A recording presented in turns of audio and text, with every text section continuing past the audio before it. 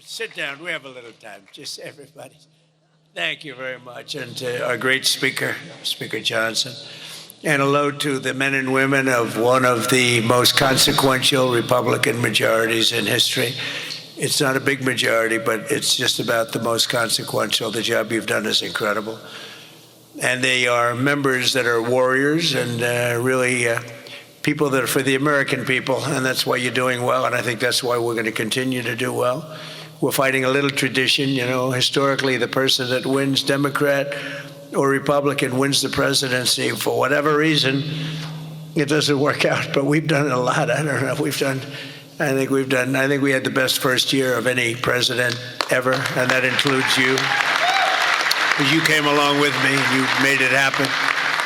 So with your help and hard work, we're making America great again, and we're doing it much faster than we thought, and it's better, stronger, and our country is doing really well. I mean, at a level that nobody thought. We took a little excursion because we felt we had to do that to get rid of some evil, and I think you'll see it's going to be a short-term excursion. How good is our military, right? Amazing. How good. Short term.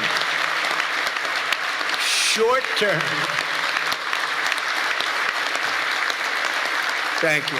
They're great. You know, we all together, in my first term, we rebuilt our military. And I didn't know I'd be using it so much in the second term, but we have a military like no other. It's not even close. But I especially want to recognize the rest of our amazing House Republican leadership team and so many of my friends that are congressmen, some senators. We have some great people in this room, but including Majority Leader, a real brave guy, because I know the real story. I was there that night with him in the hospital when he was given a very small chance of living by a doctor who was very good, by a wife who was desperately in love with him. She cried so much. Because I've seen the other two. I've seen guys at the end of the line, the wives aren't exactly shaken up.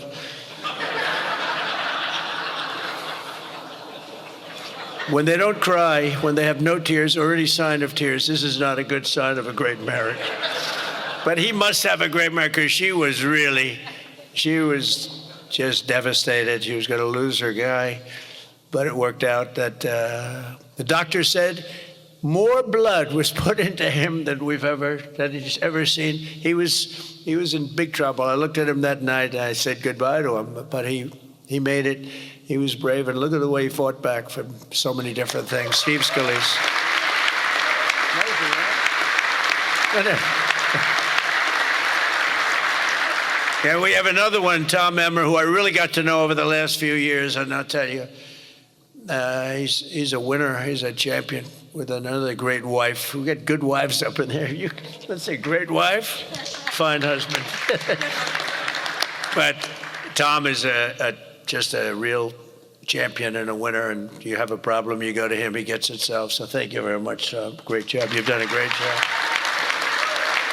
And our conference chairwoman is Lisa McClain, and we all know Lisa. Don't get on her wrong side. It can be a very, very bad experience. Thank you very much. Great job, Lisa. Great job. And a very special thanks. You know, you broke a record. This is over 20 million. This is it's the biggest of these type of events that there's ever been by a lot. You know, you didn't just break it, you broke it by a lot. So I want to congratulate you. But there's just great spirit. The Republican Party has fantastic spirit. The level, I don't think, has been seen before. I really don't. We have to get a couple of people on board, which, you know, at least one case is virtually impossible. I wonder who that might be. A sick person. But I want to say a very special thanks to everyone at the Congressional Institute for helping organize this event. This has been amazing.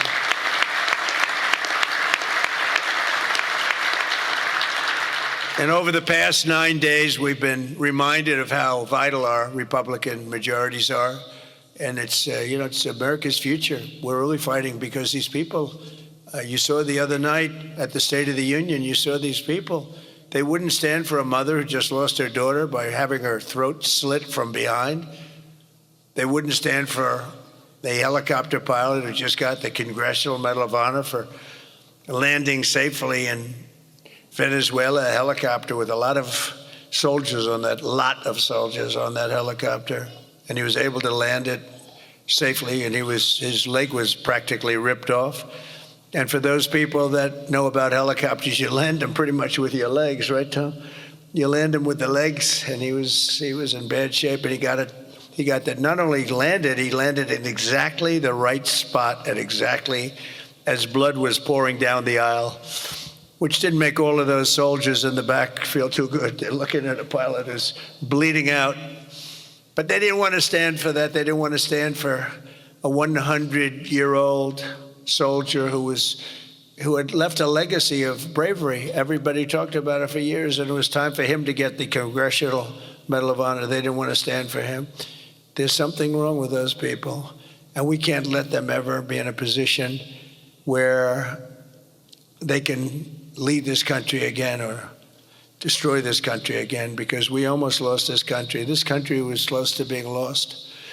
The representatives in this room provided the pivotal votes in securing a record $1 trillion for the United States military this year, and now the world is witnessing the importance of that investment with one of the most complex and stunning operations ever conducted, and that's Operation Epic Fury. That's a great name, isn't it? Epic Fury. That's even better than Midnight Hammer, which was pretty good too, right? That was where we knocked out their nuclear potential. That was a big day, because if we didn't do that, they would have had a nuclear weapon within 2 weeks. And I think we'd be in a lot different situation.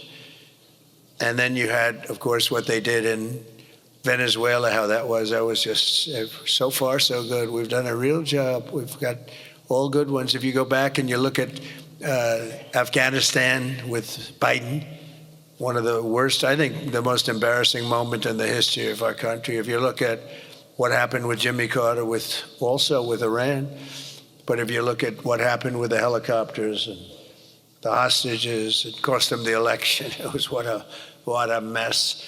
The world respects us right now more than they have ever respected us before. And because of Republicans, you people in Congress, the United States has by far the strongest and most powerful military on the face of the earth. We're the strongest military anywhere in the earth, and now everybody understands it. Together with our Israeli partners, we're crushing the enemy in an overwhelming display of technical skill and military force. Iran's drone and missile capability is being utterly demolished. The Navy is gone. It's all lying at the bottom of the ocean. 46 ships. Can you believe it? In fact, I got a little upset with our people. I said, what quality of ship? Excellent, sir. Top of the line. I said, why did we just capture the ship? We could have used it. Why did we sink them? They said, it's more fun to sink them. I said, they like sinking them better. They say it's safer to sink them. I guess it's probably true. But think of it, we knocked out 46, and actually took 3.5 days. Their terrorist leaders are gone. We're counting down the minutes until they will be gone. Think of it, we had leaders, and they're gone. Then we had new leaders, and they're gone. And now nobody has any idea who the people are that are going to be the head of the country, and will not relent until the enemy is totally and decisively defeated.